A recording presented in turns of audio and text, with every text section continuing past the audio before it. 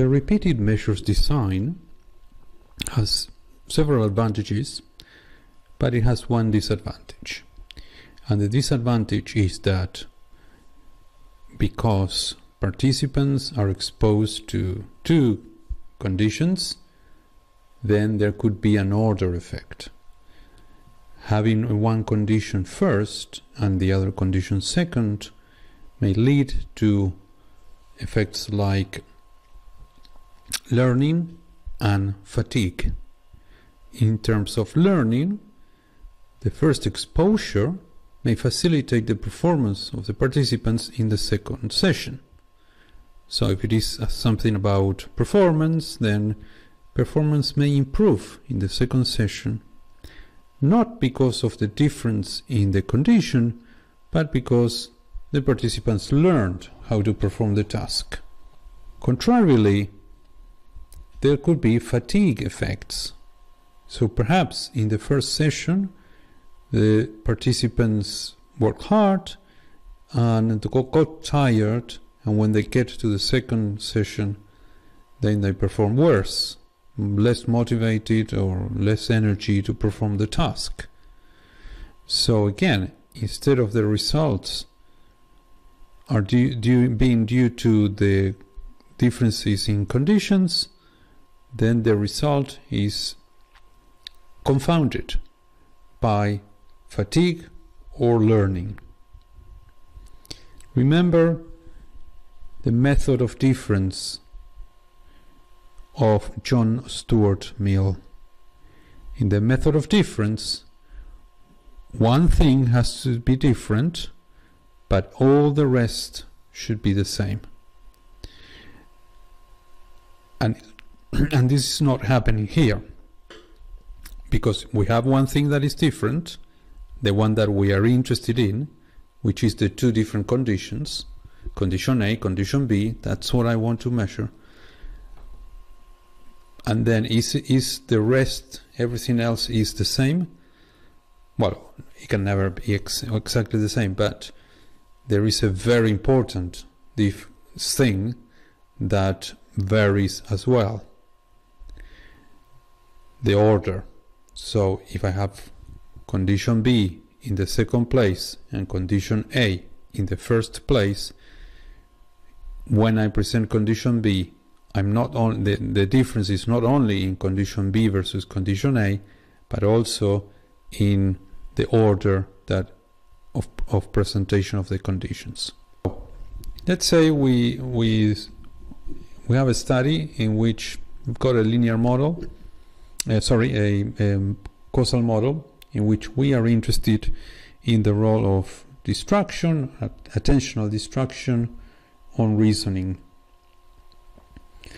And in one condition, participants are exposed to no distraction and they have to solve reasoning problems. And in another condition, there is an attentional distraction, and again the participants are exposed to reasoning.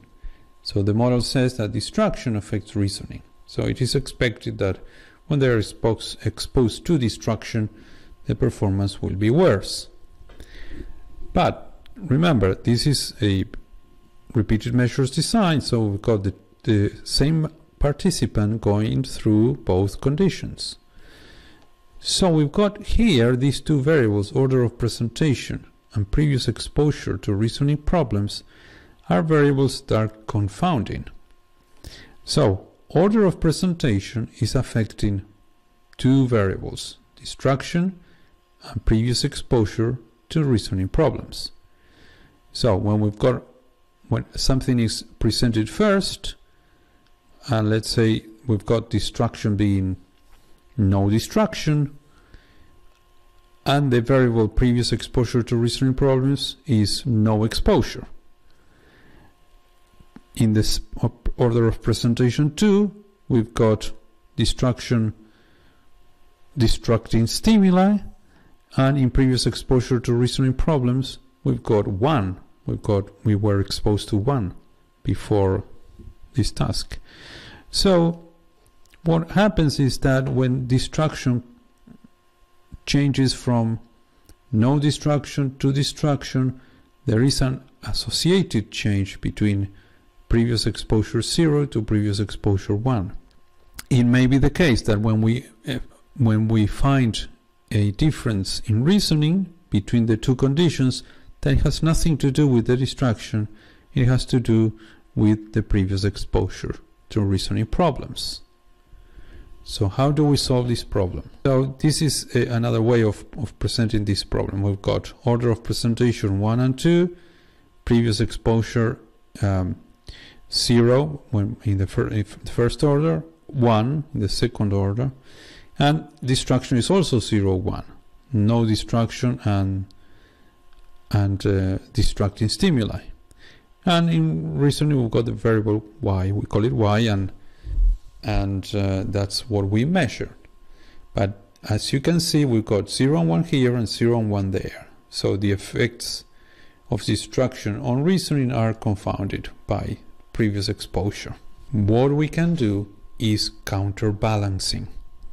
And counterbalancing, what it does is for each participant, we are going to have presentation, sorry, not for each participant. So across the whole sample of participants, some participants, 50% of them, will see the first condition in the first place and the second condition in the second place, but half of the participants will see the other way around.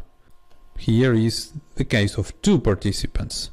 The first participant in the first order of presentation, and obviously there is no exposure to previous reasoning problems, then he's got non-destructive stimuli and performs the reasoning task. In the second order of presentation, then we increase from no exposure to previous reasoning problems to exposure to one problem, and then we've got destructive stimuli. Now, participant 2, in the first presentation, it gets the same. Exposure to reasoning problems is 0 because it's the first order of 1, and we give them this destructing stimuli first. And in the second presentation, now we've got one problem of exposure of one problem, and then we've got no destructive stimuli.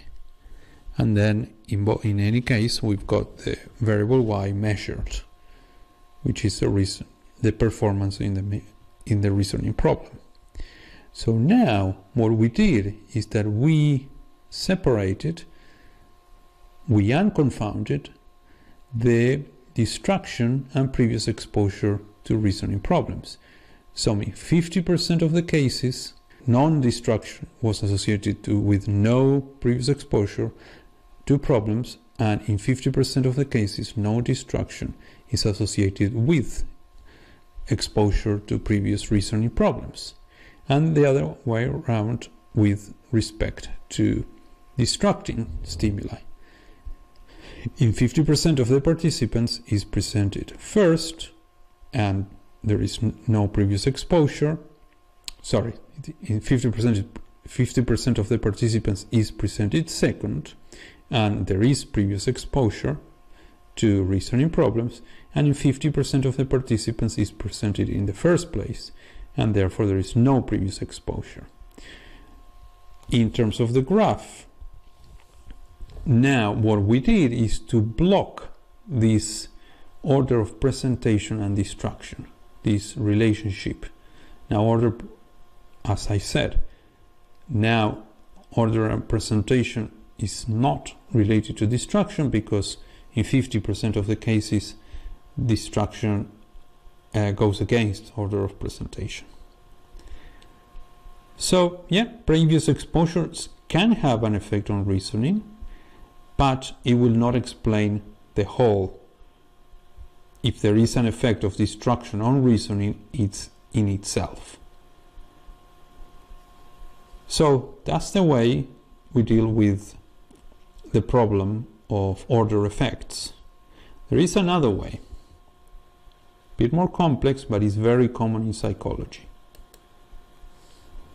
So instead of having one exposure to each condition, we can have more exposures per condition. So in this case, we are going to have 2 exposures to each condition.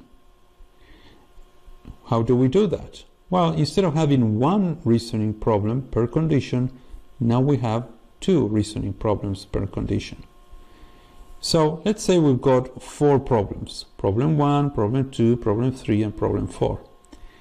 So instead of now counterbalancing, what we can do is to randomize the problem that we present at each order. So in this case, we've got participant 1, who is presented problem 3 first, problem 2 second, problem 1 third, and problem 4 fourth.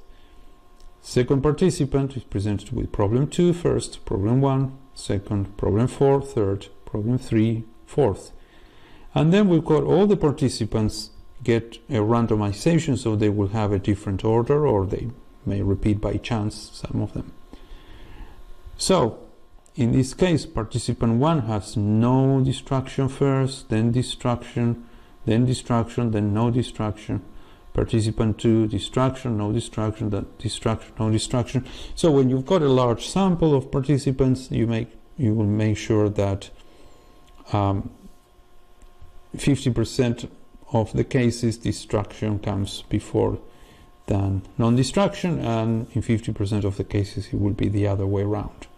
So this is another way of unconfounding the previous exposure with the condition that we are interested in, which in this case is distraction.